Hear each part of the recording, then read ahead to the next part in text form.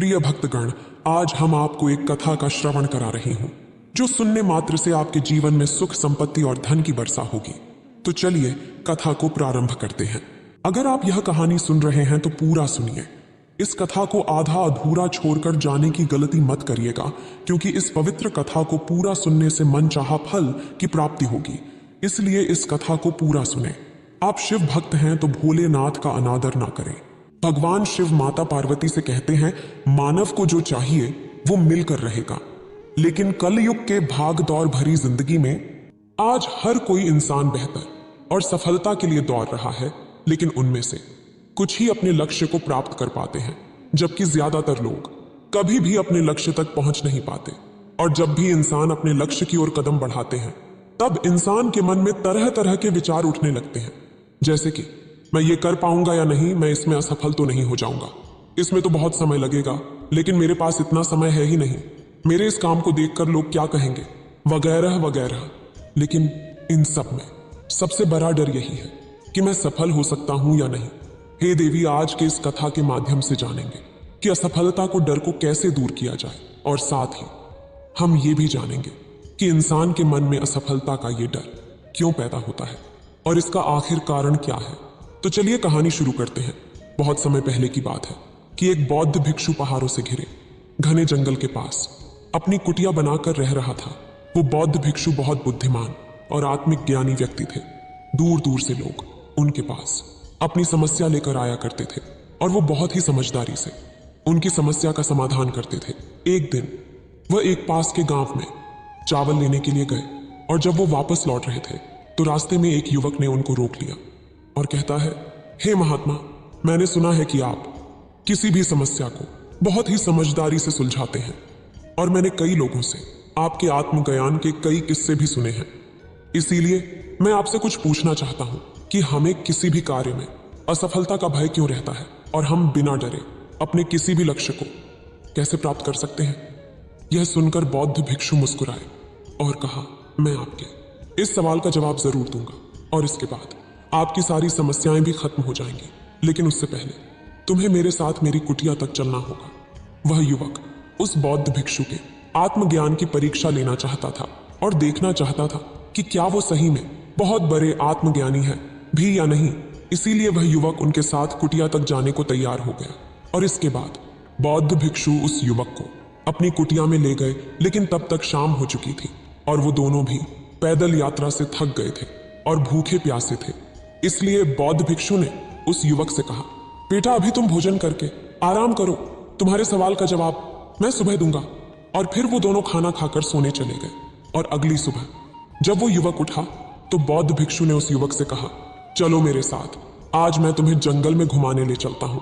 और वो दोनों जंगल में निकल गए, और थोड़ी देर बाद वो एक बड़ी सी गुफा के पास पहुंच गए। और बौद्ध भिक्षु ने गुफा की तरफ इशारा करते हुए कहा, चलो आज मैं तुम्हें इस गुफा के दर्शन करवाता हूं। और युवक ने उत्सुकता से कहा, जरूर महाराज, मुझे भी जंगल की गुफा देखने की इच्छा बहुत पहले से थी। इसके बाद वो दोनों गुफा के अंदर चले गए, और गुफा के अंदर काफी अंधेरा था।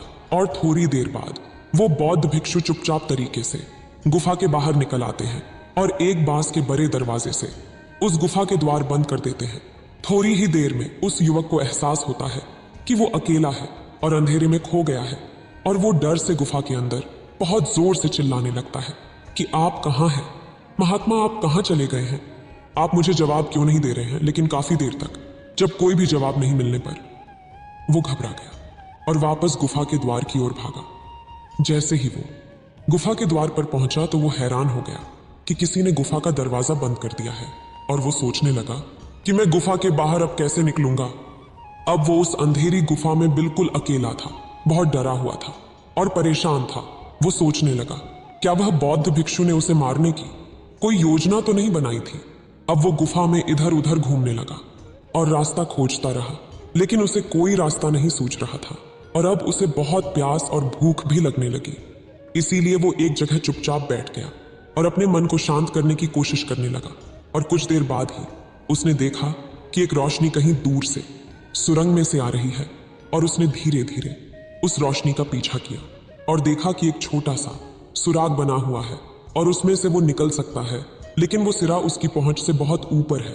और उसने बहुत कोशिश की, पर वो वहां तक पहुंचने में सफल नहीं हो पा रहा था और अब वह थक के वापस जमीन पर बैठ गया। फिर थोड़ी देर बाद उसने पाया कि गुफा के अंदर बहुत से छोटे मोटे पत्थर पड़े हुए हैं और उसको एक उपाय सूझा। वह फौरन उठ खड़ा हुआ और उसने पत्थरों को इकट्ठा कर करके अपने लिए पत्थरों की एक सीढ़ी बना ली।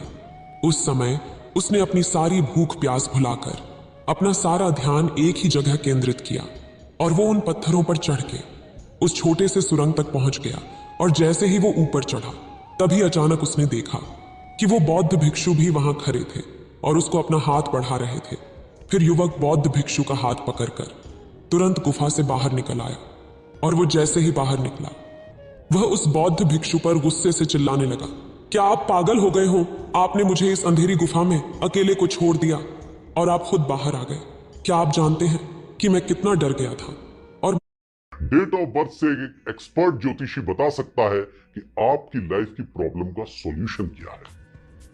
अपनी बात बताऊं तो करियर के मैं कितना प्यास से तड़प रहा था। तब वह बौद्ध भिक्षु ने मुस्कुराते हुए कहा, शांत हो जाओ मेरे बच्चे, लो पहले पानी पियो। युवक ने तुरंत थोड़ा पानी पिया और शांत होकर फिर कहा, हे महात्मा, मुझे अपने गुस्से के लिए क्षमा करें, लेकिन मुझे बताएं कि आपने ऐसा क्यों किया। तब बौद्ध भिक्षु ने उस युवक से कहा, बच्चे अब मेरी बात ध्यान से सुन लो। तुम केवल अपने दो कारणों से इस गुफा से बाहर निकल पाए और उन्हीं कारणों ने तुम्हें उस गुफा से बाहर आने पर मजबूर कर दिया। पहला कारण है कि तुम बहुत प्यासे थे, भूखे थे और डरे हुए थे। और दूसरा कारण है तुम्हें गुफा में घुटन महसूस हो रही थी। लेकिन अब मैं तुम्हें कुछ मुख्य कारण बताता हूं जिनकी वजह से तुम इस गुफा से बाहर निकल पाए। पहला कारण, क्योंकि उस गुफा में और कोई नहीं था जो तुम्हें बता सके कि इस अंधेरे में तुम इतनी ऊंची सुरंग के सिरे तक नहीं पहुंच पाओगे और यह काम तुम्हारे लिए असंभव था। और दूसरा कारण यह है कि तुम्हारे साथ वहां कोई नहीं था यह बोलने के लिए कि चलो कोई दूसरा और आसान सा रास्ता ढूंढते हैं। मेरे बच्चे, सफलता प्राप्त करने का भी यही नियम है। मैंने तो बस तुम्हें यह दिखाया है कि सफलता कैसे प्राप्त कर सकते हैं इस छोटी सी परीक्षा से, लेकिन वास्तविक दुनिया इससे भी कहीं अधिक मुश्किल और जटिल है। अक्सर हमें सलाह देने के लिए बहुत से लोग मिलते हैं जो खुद कुछ नहीं कर पाए हैं जीवन में, लेकिन हमें ज्ञान जरूर देंगे कि ऐसा मत करो, यह बहुत कठिन है, तुमसे ना हो पाएगा। इससे अच्छा है कि तुम कुछ आसान काम करो तो उसमें तुम्हें अवश्य सफलता मिलेगी। और इस तरह से हमारा मन भटकने लगता है और हम खुद पर शक करने लगते हैं। फिर वह सफलता प्राप्त करना एक लंबी यात्रा के समान लगता है, लेकिन वही हमारा दिमाग घंटे घंटे भर घूमता रहता है और कुछ महीनों तक लक्ष्य को पाने की कोशिश के बाद हमारी सोच बदलने लग जाती है और हम उस रास्ते को छोड़कर अलग रास्ते पर चलने लगते हैं। फिर बौद्ध भिक्षु कहते हैं, बच्चे, गौतम बुद्ध अक्सर ये बात कहा करते थे कि हम समस्याओं को तभी देखते हैं जब हमारा ध्यान अपने लक्ष्य पर नहीं होता है। और ये 100% सच बात है। जैसे जब कोई तीरंदाज निशाना लगाने वाला होता है तो वो एक आंख बंद कर लेता है और दूसरी आंख से केवल लक्ष्य को देखता है। इसी तरह हम सभी असफलताओं से डरते हैं जब हमारा ध्यान अपने लक्ष्य पर नहीं बल्कि रास्ते में आने वाली कठिनाइयों पर ही केंद्रित होता है। तुम भी गुफा से बाहर तभी निकल पाए थे क्योंकि गुफा के अंदर तुम्हें कुछ भी नहीं दिखाई दे रहा था, बस कुछ छोटे से सिरे से आने वाली रोशनी को छोड़कर। और अगर उस गुफा के अंदर रोशनी होती तो वहां के बड़े बड़े गड्ढे और कीड़े मकोड़े देखकर तुम डर जाते और वहीं घूमते रहते। इसीलिए तुम अपना सारा ध्यान अपने लक्ष्य पर ही लगाओ और इस बात पर ध्यान देना बंद कर दो कि आसपास क्या हो रहा है और लोग क्या कह रहे हैं, आपके दोस्त और रिश्तेदार क्या कर रहे हैं, वो तुम्हारे बारे में क्या सोच रहे हैं। ये सब देखना बंद करो और अपने काम से काम रखो। और फिर देखना, जब एक दिन तुम्हारा समय आएगा तो लोग खड़े होकर तुम्हारे लिए तालियां बजाएंगे। और ये कहकर बौद्ध भिक्षु चुप हो जाते हैं। और फिर कुछ देर बाद युवक बौद्ध भिक्षु से कहता है, हे महात्मा, आपने आज मेरी आंखें खोल दी। मैं अब आपकी हर बात में ज्ञान को देख सकता हूं। आप सच में बहुत समझदार और आत्मज्ञानी हैं। इसीलिए आपकी बुद्धि का भी सभी सम्मान करते हैं।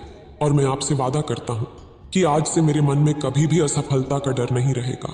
मैं केवल अपने काम पर ध्यान दूंगा और जल्द ही मैं खुद को एक सफल इंसान के रूप में इस दुनिया को दिखाऊंगा। यह कहकर लड़के ने बौद्ध भिक्षु को धन्यवाद दिया और अपने गांव वापस चला गया। फिर माता पार्वती कहती है, अगर ये कहानी आपके जीवन में कुछ बदलाव लेकर आती है तो एक बार ओम नमः शिवाय लिख दी।